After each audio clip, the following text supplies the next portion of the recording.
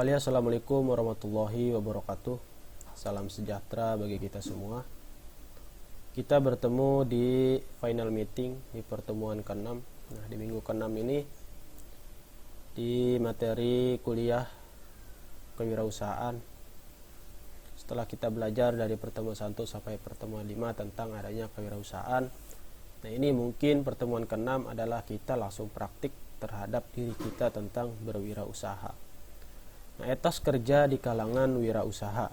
Nah, ini materinya singkat karena di pertemuan terakhir nanti kita adanya diskusi untuk UAS. Nah, makna bekerja dalam kehidupan berwirausaha. Nah, di sini kebersamaan atau memberi secara timbal balik. Kemudian yang kedua, mengandung fungsi sosial. Yang ketiga, sumber status atau jenjang dalam masyarakat. Yang ketiga, bersifat pribadi. Nah, jadi yang pertama di sini kebersamaan secara timbal balik. Kebersamaan dalam segi masyarakat, dalam segi lingkungan, nah, dalam segi konsumen dan penjual. Itu dalam makna bekerja dalam kehidupan sehari-hari kita. Kemudian yang kedua, mengandung fungsi sosial. Nah, tentu fungsi sosial dari segi penjual dan pembeli itu keakraban daripada kehidupan sehari-hari. Kemudian yang ketiga, sumber status atau jenjang dalam masyarakat. Nah, ini sudah pasti. Nanti kita mempunyai status berwirausaha apa akan terkenal oleh masyarakat. Bersifat pribadi. Nah, semua berwirausaha adalah bersifat pribadi. Dari segi sifat, dari segi pelayanan, dari segi maupun keahlian. Nah, itu sudah pasti. Oke, kita lanjut. Ciri-ciri orang yang berhasil mengejar sukses. Nah, ini yang pertama, memiliki kepribadian unggul. Yang kedua, mengenal diri sendiri. Yang ketiga, mempunyai keahlian khusus. Yang keempat, kemauan dan kesediaan untuk belajar terus dan bekerja keras. Yang kelima, memiliki kekayaan berupa kekayaan mental, spiritual, dan material. Dan yang terakhir, yang keenam, mengetahui dan memperhatikan hambatan yang ada dan hambatan yang mungkin terjadi. Nah, sudah jelas di sini yang pertama kita harus kepribadian kita harus berada di atas, unggul. Mulai dari sopan santun kita, pelayanan kita terhadap konsumen maupun dari segi komunikasi. Nah, kita harus mengenal diri sendiri. Nah, siapa diri saya? Nah, itu harus yang pertama. Kemudian yang ketiga, mempunyai keahlian khusus. Nah, ini sudah pasti ahli kita dalam segi masakan, dalam segi perbengkelan, dalam segi jasa misalnya. Kemudian dalam segi yang lainnya. Yang keempat, kemauan dan kesediaan untuk belajar terus dan bekerja keras. Nah, ini sudah pasti karena untuk berwirausaha sifatnya hampir seumur hidup. Nah, di sini kemauan kesediaan untuk belajar dan bekerja keras. Yang kelima, memiliki kekayaan berupa kekayaan mental, spiritual, dan material. Ini sudah pasti karena semua usaha harus ada contohnya modal, kemudian memberanikan diri kita. Nah, ini terhadap mental, spiritual kita. Nah, hati kita harus tegar menghadapi hal-hal yang tidak enak di konsumen. Nah, itu sudah pasti. Kemudian yang keenam, hambatan-hambatannya apa?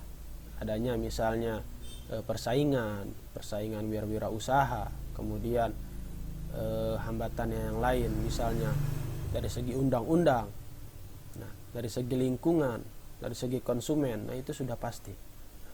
Hambatan-hambatan itu akan muncul ketika kita telah berwirausaha. Ini kebutuhan manusia. Nah, di sini saya kasih contoh 3 gambar. Nah, ini semua kebutuhan yang ada di kehidupan kita sehari-hari. Perlu makan, perlu rumah, dan perlu yang lainnya.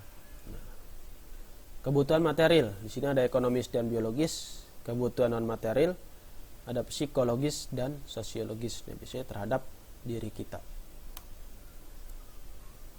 Oke, kita lanjut. Nah, ini strategi untuk sukses daripada berwirausaha. Nah, yang pertama harus promosi. Nah, yang kedua harus CEO. CEO itu apa? Kepemilikan daripada perusahaan kita, daripada usaha kita. Kemudian adanya marketing, pemasaran. Nah, pemasaran kita harus bagus. Mulai dari lokasi, mulai dari harga, mulai dari rasa misalnya. Ya. Kemudian di sini ada iklan, ads. Nah, kita perlu iklan nggak? Iklan kita seperti apa? Apakah berbentuk video, ataukah berbentuk banner, ataukah berbentuk visual di sosial media? Nah, itu bisa jadi untuk memperkenalkan produk-produk yang kita berwirausaha. Nah, ini kita sifatnya harus flexibility, harus bisa semuanya. Ya, mulai dari pembuatan produk, pemasaran produk, manajemen uang. Nah, itu kita harus bisa. Kemudian yang terakhir di sini harus kolaborasi. Nah, ini hal penting adalah kolaborasi. Kolaborasi dari segi untuk konsumen. Nah, kita berkolaborasi dari segi produk kita. Nah, jangan lupa setelah kolaborasi nanti biasanya kita tentang adanya inovasi. Nah, oke, semua bermulai dari diri teman-teman masing-masing untuk menghidupkan strategi sukses dalam berwirausaha. Oke, kita lanjut. Nah, ini ikrar wirausaha ada 10 poin. Yang pertama di sini wirausaha sebagai tugas selama hidup. Nah, ini sudah pasti berwirausaha adalah tugas selama kita hidup. Jika kita mempunyai wirausaha kecil maupun wirausaha besar. Kemudian yang kedua, percaya pada diri sendiri. Nah, ini sudah pasti. Yang ketiga, kebiasaan sikap mental positif. Nah, ini kita harus positif. Kemudian yang keempat, membersihkan diri dari berpikir negatif. Nah, ini kita harus selalu berpikir positif, jangan negatif. Ini kita harus berpikiran bahwa pasti ada yang beli. Jangan kita berpikiran kita misalnya rugi, gak ada yang beli, keuntungannya kurang. Nah, seperti itu. Kemudian yang kelima, menempa pikiran maju. Nah, ini harus kita berpikir ke depan, jangan kita berpikir ke belakang. Ini poin kelima. Nah, ini poin ke-6 sampai poin ke-10. Nah, ini lanjutannya. Nah, yang ke-6, membebaskan pikiran dari hambatan buatan sendiri. Nah, biasanya kita malas, gak mau kita berjualan ini. Nah, biasanya kita ada hambatan-hambatan dari diri sendiri. Yang ke-7, percaya pada penggerak diri. Nah, misalnya menurut hati kita harus pede. Kemudian yang ke-8, kebiasaan berprakarsa. Nah, ini kita harus berprakarsa dalam berwirausaha. Yang ke-9, pelihara jiwa, semangat dan kiat maju. Nah, ini sudah pasti. Kita harus semangat, kita harus yakin ke depan harus berwirausaha dengan cara diri kita masing-masing. Nah, yang terakhir, pelihara keimanan dan ketakwaan. Ini sudah pasti terhadap agama kita harus beriman dan takwa. Oke, kita lanjut. Nah, ini saran saya, saran untuk membangun rasa percaya diri. Nah, yang pertama, kenali bagian positif diri, berusaha duduk untuk di depan setiap pertemuan-pertemuan di mata kuliah lainnya.